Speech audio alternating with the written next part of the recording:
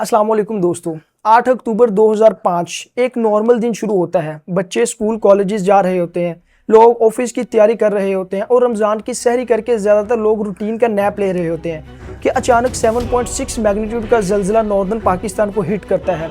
वहाँ पे एक घर में 2 लाशें पड़ी थी और साथ ही दूसरे घर में और साथ ही इसी तरह तीसरे घर में भी लाशें पड़ी। इसकी इतनी ज्यादा शिद्दत होती है कि ना सिर्फ पाकिस्तान बल्कि अफगानिस्तान, इंडिया, ताजिकिस्तान और चाइना में भी इसके झटके महसूस किए जाते हैं। कुछ लोगों को तो नींद से उठने का मौका भी नहीं मिलता और छतें गिरने से उनकी नींद में ही मौत हो जाती है। इसी रोज 3 और जलजले भी इस एरिया को हिट करते हैं, जिनकी शिद्दत भी 5.9, 5.8 और 6.4 रिकॉर्ड की जाती है रेक्टर स्केल पे।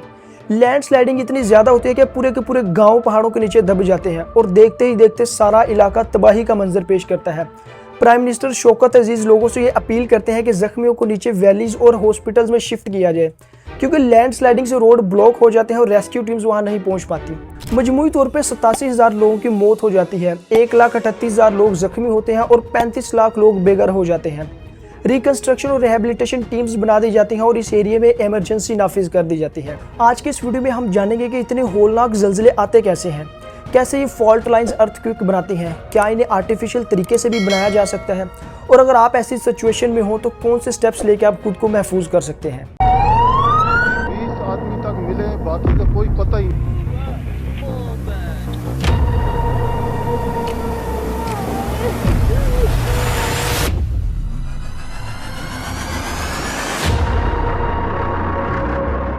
अर्थक्वेक को समझने के लिए आपको समझना पड़ेगा अर्थ के स्ट्रक्चर को, और अर्थ का स्ट्रक्चर समझने के लिए आप इसे कंपेयर कर सकते हैं एक पीच आड़ू के साथ।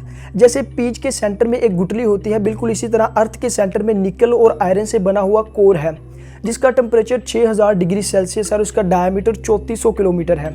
अब इस गुठली के ऊपर फ्लैश होता है, बिल्कुल इसी तरह इस कोर के ऊपर भी मेंटल है, जिसका डायमीटर 2500 किलोमीटर है। आप इस मेंटल को 2 हिस्सों में डिवाइड कर सकते हैं, एक अपर मेंटल जो कि एक रिजिड स्ट्रक्चर है और एक लोअर मेंटल जो कि एक सेमी लिक्विड मोल्टन मैग्मा है।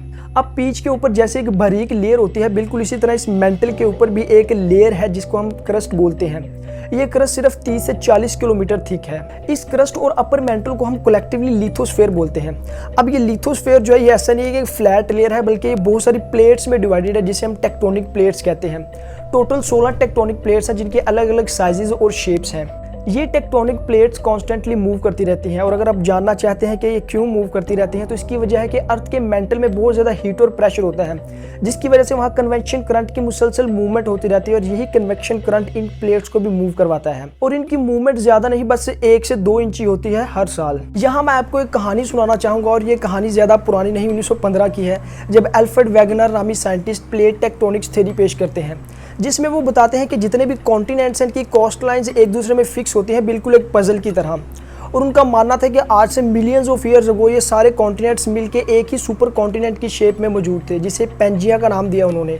लेकिन वक्त गुजरने के साथ साथ ये पेंजिया डिवाइड होता गया और अलग अलग कॉन्टिनेंट्स बनते गए, जो आज हमारे सामने मौजूद हैं, और इस प्रोसेस को उन्होंने कॉन्टिनेंटल ड्रिफ्ट का नाम दिया। अब जहाँ भी 2 टेक्टोनिक प्लेट्स मिलती हैं उसे हम बाउंड्री बोलते हैं, और एक्चुअल में ये बाउंड्रीज अर्थक्वेक का बायस बनती हैं। ये बाउंड्रीज 3 तरह की होती हैं, कन्वर्जेंट बाउंड्रीज, ट्रांसफॉर्म बाउंड्रीज और डाइवर्जेंट बाउंड्रीज। कन्वर्जेंट बाउंड्री क्या होती है कि जब 2 टेक्टोनिक प्लेट्स मिलती हैं तो इनमें से एक प्लेट दूसरी के नीचे धंस जाती है और मोल्टन मैग्मा में चली जाती है। अब मोल्टन मैग्मा का टेम्परेचर और प्रेशर बहुत ज़्यादा होता है, जो इस प्लेट को मेल्ट कर देता है और बाहर आ जाता है, जिसे हमें आतिशफशां वोल्केनोज देखने को मिलते हैं। ये दूसरा ये होता है कि जब 2 प्लेट्स कोलाइड करते हैं तो जो रॉक्स होती हैं वो ऊपर आ जाती हैं, जिससे माउंटेन्स बन जाती हैं। अगर आप इसकी एग्जांपल देखना चाहें तो हिमालय रेंजेस इन्हीं टेक्टोनिक प्लेट्स के टकराने की वजह से बनी थी।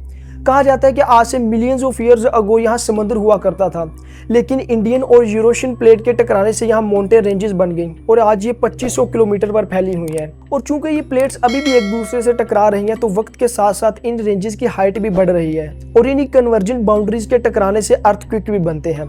ट्रांसफॉर्म बाउंड्रीज क्या होती है कि जब 2 प्लेट्स एक दूसरे से स्लाइड करते हुए अपोजिट डायरेक्शन में मूव करती हैं तो इनमें एक क्रैक पड़ जाता है, जिसे हम फॉल्ट लाइन बोलते हैं। अब ये प्लेट स्मूथ नहीं बल्कि रफ होती हैं, और जब ये एक दूसरे से स्लाइड कर रही होती हैं तो इनमें बहुत ज्यादा फ्रिक्शन और प्रेशर बिल्ड होता है। रफ स्ट्रक्चर होने की वजह से अक्सर ये प्लेट्स एक दूसरे में धंस जाती हैं, अटक जाती हैं, जिससे प्रेशर बिल्ड होता रहता है। और एक ऐसा टाइम आता है कि बहुत ज़्यादा प्रेशर बिल्ड होने से जब ये प्लेट्स अचानक से एक दूसरे से अलग होती हैं तो ज़मीन पर बहुत तेज़ जलजला आता है। जलजला एक्चुअल में इस तरह आता है कि जिस पॉइंट से ये दो प्लेट्स अलग होती हैं उसे हम बोलते हैं फोकस। अक्सर आपने न्यूज़ में भी सुना होगा कि फलां जगह ज़लज़ला आया और उसका मरकज़ था 25 किलोमीटर 20 किलोमीटर। इसका मतलब यही है कि इसका फोकस ज़मीन से 25 किलोमीटर नीचे था या 15 किलोमीटर। अब जितना ये फोकस अर्थ सरफेस के करीब होगा, ज़लज़ले की शिद्दत भी उतनी ही ज़्यादा होगी। और इस फोकस पॉइंट से दो तरह की सीज़मिक वेव्स रिलीज होती हैं। एक प्राइमरी जो कि लॉन्गिट्यूडिनल डायरेक्शन में मूव होती हैं, उनका ज़्यादा नुकसान नहीं होता, वो सिर्फ एज अ वार्निंग होती हैं। लेकिन दूसरी होती हैं सेकेंडरी वेव्स जो बड़ी बड़ी बिल्डिंग्स को भी गिरा देती हैं। बेहतर समझने के लिए आप एक स्लिंग कंसिडर कीजिए। जब आप इस स्लिंग को टू एंड फ्रो मोशन में मूव करेंगे तो ये प्राइमरी वेव्स की तरह बिहेव करेंगी, और जब आप इसे हॉरिजॉन्टल डायरेक्शन में मूव करेंगे तो ये सेकेंडरी वेव्स की तरह बिहेव करेंगी, जो कि बहुत ही खतरनाक होती हैं। इन्हीं सीज़मिक वेव्स के जरिए हम किसी भी अर्थक्वेक की मैग्नीट्यूड मालूम करते हैं। एक्चुअल में होता इस तरह कि हम अर्थ सरफेस पे एक इंस्ट्रूमेंट जिसे सीज़मोग्राफ कहते हैं वो सेट कर देते हैं, और जब सेकेंडरी वेव्स रिलीज होती हैं और अर्थ वाइब्रेट करती है तो सीज़मोग्राफ पे लगा पेंडुलम इन वेव्स को रिकॉर्ड करता है, जिससे हम बड़ी आसानी से अंदाज़ा लगा लेते हैं कि आने वाला अर्थक्वेक कितनी मैग्नीट्यूड का था। अभी ट्रांसफॉर्म बाउंड्रीज में जिन फॉल्ट लाइन्स की हमने बात की थी, ऐसे ही फॉल्ट लाइन पाकिस्तान में भी हैं। मेन फॉल्ट लाइन की बात करें तो वो है चमन फॉल्ट लाइन जो केपीके से क्वेटा तक जाती है, और इसके साथ साथ और भी कई छोटी छोटी फॉल्ट लाइंस हैं। यहाँ पूरी एक लिस्ट है जिन शहरों के मिड से ये फॉल्ट लाइन गुजर रही है, और दूसरी तरफ ऐसे शहरों की भी लिस्ट है जिनके पास से ये फॉल्ट लाइन गुजर रही है। टॉपिक पे वापस है और स्पेसिफिकली बात करें 2005 के ज़लज़ले की, तो वो लाई कर रहा था बालाकोट बाग फॉल्ट लाइन पे। अब यहाँ सवाल ये पैदा होता है कि मेन फॉल्ट लाइन पे ना होने के बावजूद भी यहाँ इतनी ज़्यादा तबाही क्यों हुई? तो इसकी वजह थी रिवर्स फॉल्ट लाइन। जी हाँ, एक्चुअल में फॉल्ट लाइन दो तरह की होती हैं, एक नॉर्मल फॉल्ट लाइन और दूसरी reverse fault line. Normal fault line की बात करें तो उसमें ये होता है कि जैसे ये दो प्लेट्स हैं तो एक प्लेट सिंपली नीचे की तरफ मूव कर जाएगी और ये इतनी खतरनाक चीज़ साबित नहीं होती। लेकिन बालाकोट बाग फॉल्ट लाइन एक रिवर्स फॉल्ट लाइन है। उसमें क्या हुआ कि एक प्लेट ऊपर की तरफ मूव कर गई, जिससे बहुत ज़्यादा लैंड स्लाइडिंग हुई और पूरे के पूरे गाँव पहाड़ों के नीचे दब गए, और सिर्फ लैंड स्लाइडिंग से 26,000 लोगों की मौत हुई इस 2005 के ज़लज़ले में। अर्ली एस्टीमेट्स के मुताबिक $5.2 बिलियन का नुकसान हुआ इस ज़लज़ले में। $2.3 बिलियन की पब्लिक और प्राइवेट प्रॉपर्टी तबाह हो गई। 3 लाख से ज़्यादा लोग बेरोज़गार हो गए।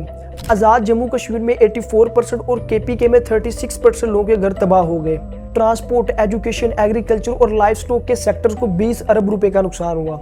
ऐसे हालात में प्राइम मिनिस्टर और प्रेसिडेंट ने इन अफेक्टेड एरियाज़ के विजिट किए और 150 हेलीकॉप्टर्स के जरिए वहां लोगों की मदद की गई। इनमें डोमेस्टिक और फॉरेन दोनों हेलीकॉप्टर शामिल थे।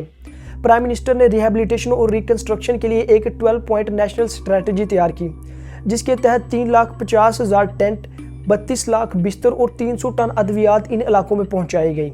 इंटरनेशनल कम्युनिटी ने भी इस सूरत हाल से निपटने में पाकिस्तान की बहुत मदद की और तकरीबन 83 मुल्कों ने $2.5 अरब के फंड भेजे पाकिस्तान। वर्ल्ड बैंक ने $200 मिलियन के फंड्स अप्रूव किए पाकिस्तान के लिए।